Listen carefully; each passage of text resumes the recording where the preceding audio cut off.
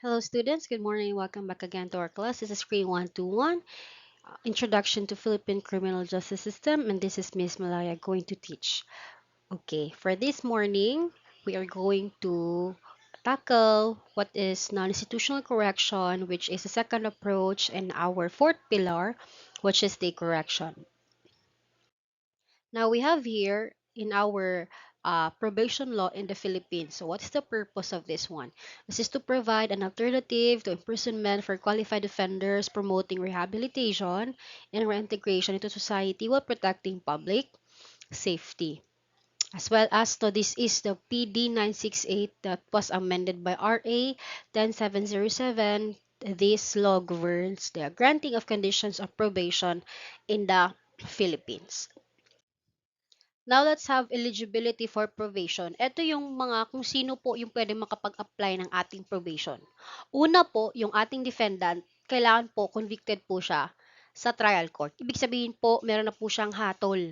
Guilty ba siya sa kasong rape or murder? Or kung ano ba yung mga case na he or she is convicted to. Next one, ibig sabihin po, eligible ka for probation kapag hindi ka nag-appeal sa judgment mo to the next higher court. Ibig sabihin kung yung kaso mo nasa municipal trial court, hindi ka na po mag-a-appeal to the next higher court which is the regional trial court. Ito naman po yung mga disqualified na hindi po pwedeng makapag-apply ng probation. Again, hindi po pwedeng makapag-apply ng probation because yung kanyang sentensya nag-i-exceed ng 6 years, conviction of national security crime, prior conviction punishable by more than 6 months or a fine, exceeding sa pera na yan, previous history of probation violation, currently serving a sentence at the time, PD 968, which became applicable. So, yan po yung mga hindi po pwede tayo makapag-apply ng probation.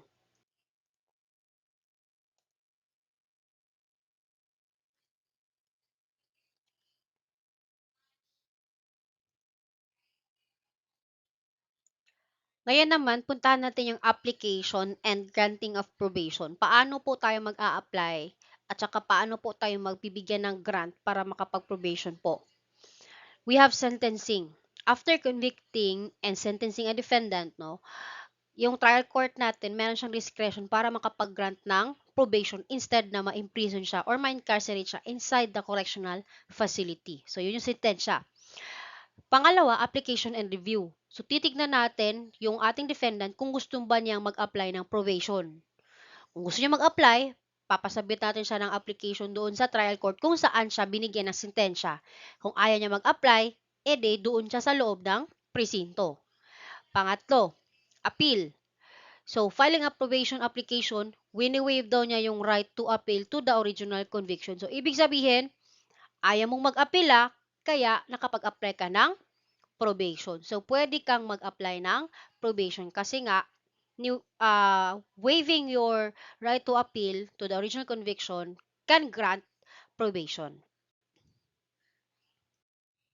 Now, we have here application and granting of probation pa rin. Yung pang-apat, we have granting or denying probation. So, decision niya ni trial court kung iga-grant ba niya o i-deny niya yung probation sa isang tao. Okay? So, it's generally not appealable. However, if the court makes a clear error, this decision can be challenged through a certiorari petition. Ano ba ito? Disqualification, no? We have some disqualification. So, the court must deny probation if the defendant falls under any of the disqualification criteria according to PD 6 na 968 na inamend ni RA 10707. Ano ba to?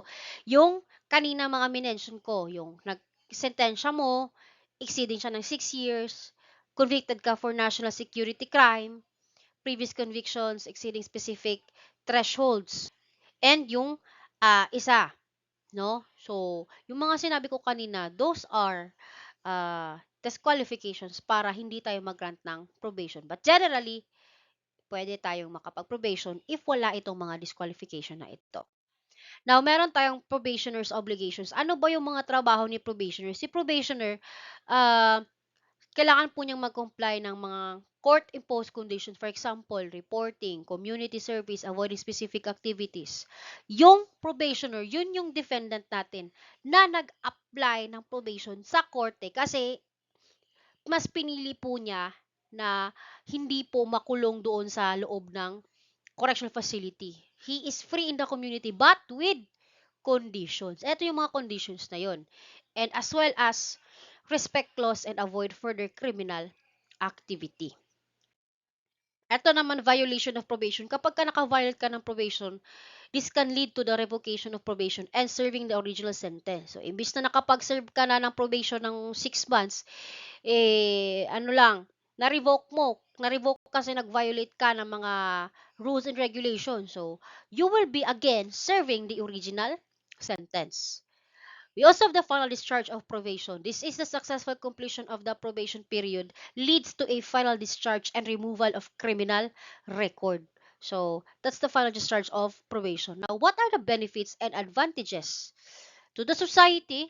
Siyempre, marireduce yung crime. We have safer communities, decreased prison costs kasi mahal po magpapa-incarcerate ang isang tao.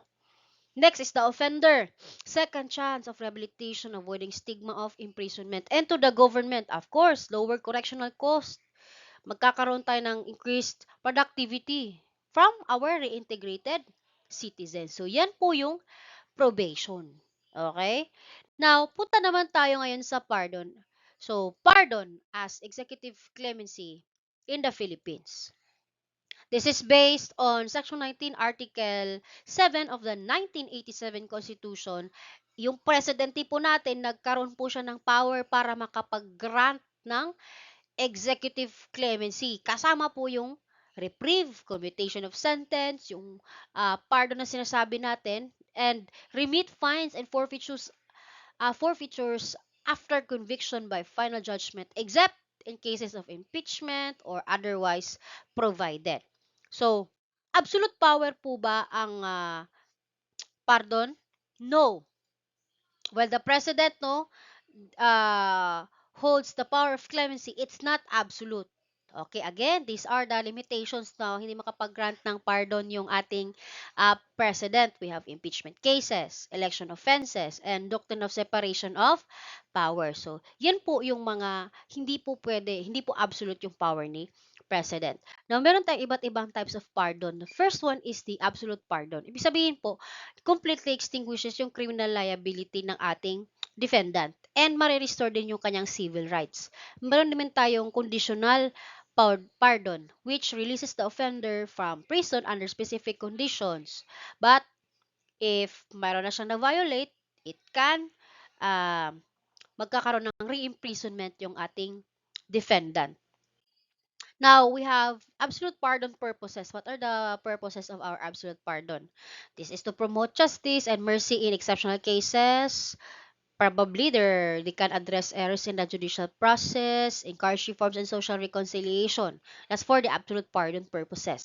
We also have the conditional pardon, which are the following. So, the application submitted to the BPP or the Board of Pardons and Parole with supporting documents and recommendations. Our BPP now, they will review the application that was submitted in recommendation to the President. And lastly, we have here the President has the final decision to grant or deny our pardon. Now, we also have here the legal effects of pardon. So, for the absolute pardon, again, this will erase criminal records and this will restore all the rights, civil rights of a person. Conditional naman, reduces lang yung sentence, pinababaan lang yung sentensya, and the person can be released from prison based on the conditions that was given. We also have other forms of executive clemency as I have mentioned kanina, amnesty. So this will forgive a group of people for a specific offense, often used for political or rebel groups. Reprieve naman, this postpones execution of a sentence for a specific period. Din yung reprieve. Commutation naman, pinababaan yung sentensya, severity of the sentence. And we also have remission of fines and forfeitures. Eliminates imposed or confiscated property. So, yun po yung ating mga executive clemency under our law. And we have parole. So, ano ba yung parole? is an early release program for eligible inmates who have served a portion of their indeterminate sentence, typically the minimum term. Ibig sabihin po, meron ka ng sentensya, pero nakapag-serve ka na ng minimum na portion ng iyong indeterminate sentence. So, sino po ang magagrant? Si BPP pa rin or si Board of Pardons and Parole. So, ano yung mga factors para mabigyan ka ng parole? Siyempre, mabait, rehabilitation efforts, and potential for integration to society. Pwede kang probably makabalik sa society kasi because of your good behavior. So, ano ba yung indeterminate sentence law or ISLAW? Act number 4130. Ito yung sinasabi natin na kapag nakapag-serve ka na ng minimum ng iyong determinate sentence law, pwede ka makapag-apply ng parole.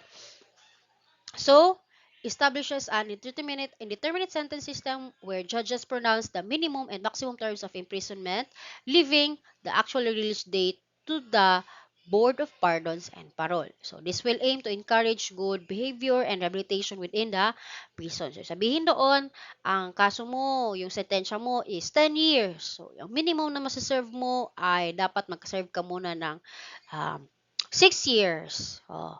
Kapag na-serve mo na yung 6 years mo, yun yung minimum, okay?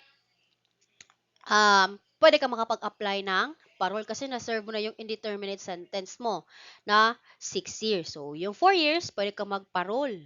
Okay? Kapag-apply ng parole. So, paano ba mag-a-apply ng parole? So, application of offenses punished by Revised Penal Code and other special penal laws, except specific exclusion. So, minimum and maximum terms are stated in the law for each offense. Kasi iba't iba po yung sentensya natin kada offense po na nakukumit natin. The next one are, what are the exclusions? Not applicable sa ano yan? Death or life imprisonment, hindi po tayo pwede makapagparol. Treason, rebellion, and other specific offenses. Habitual delinquents, yung palit-ulit na lang na mga delinkwente natin na kakalabas lang sa presinto, nag-commit na naman ng same offense na ikinakulong niya. Escapees from confinement, individuals granted conditional pardon, hindi na po sila pwedeng makapag-apply ng parole. Sentence shorter than 1 year, hindi po yan siya pwede. And final judgments. And we also have sentences of destierro or banishment, specifically in cases na pinatay mo yung partner mo kasi nakita mo sila doon na doing sexual intercourse, no, na yung kabit niya. So, destierro po yung mga punishment, hindi po siya pwede makapag-apply ng parole. Now, what is the parole process? So first, yung inmate natin, mapafile siya ng application sa Board of Pardons and Parole or sa BPP, including supporting documents and recommendations. Pangalawa naman, yung ating BPP, kapag nakapagpasa na si inmate, magkakandak siya ng individualized assessment doon sa nag-apply na inmate. Titignan natin yung mga factors like yung risk assessment, victim's input, ano ba yung rehabilitation progress niya inside the correctional facility. At saka, yung BPP natin, maggagawa siya ng recommendation to the President para pwede bang ma-approve yung kanyang parole or ma-deny yung parole niya. At saka si President yung merong final decision para makapag-grant or makapag-deny ng parole. Ano naman yung mga conditions of parole? So, una dito, parolees are released under certain imposed conditions. Ano ba? Dapat nilang gawin. Kailangan magkaroon ng regular reporting, community service, employment, and avoiding specific activity. Siyempre, kapag na-parole ka, hindi ka pwedeng magpa-party, di ba? Pangalawa, non-compliance with conditions can lead to parole revocation and return to prison to serve the remaining sentence. Kapag napabadlong ka, hindi na pwedeng mag-grant yung parole mo, mare-revoke na siya. So, uulit ka na naman doon sa remaining na lang na sentensya. Okay, remaining na lang na sentensya. So, parole is not an automatic right, but a privilege granted based on individual merit. So, hindi po siya automatic na right. Kasi po, mayroon po tayong dapat sunurin or sundin na mga rules po para magka-grant tayo ng parole sa isang inmate. So, what are the significant distinctions between probation versus parole? So, una, probation is pre-conviction. This can substitute imprisonment, while parole is post-conviction. So, early release after serving the minimum sentence or yung ating indeterminate sentence law. Probation versus suspension of sentence. Again, probation, meron yan siyang supervision and conditions. Suspension of sentence naman, pinopostpone lang yung execution, but it does not involve supervision doon sa ating inmate. Next naman, probation versus pardon. Yung ating probation does not erase criminal record. Unlike pardon, kasi yung ating pardon, it can extinguish criminal liability and it will restore your civil rights. And we have lastly, pardon versus amnesty. Pardon applies to individuals and amnesty to groups for specific offenses like yung mga na-mention natin kanina, and both forgive the offense but differ in scope and application. So that is the end of your second approach, which is the non-institutional correction. So thank you and have a good day.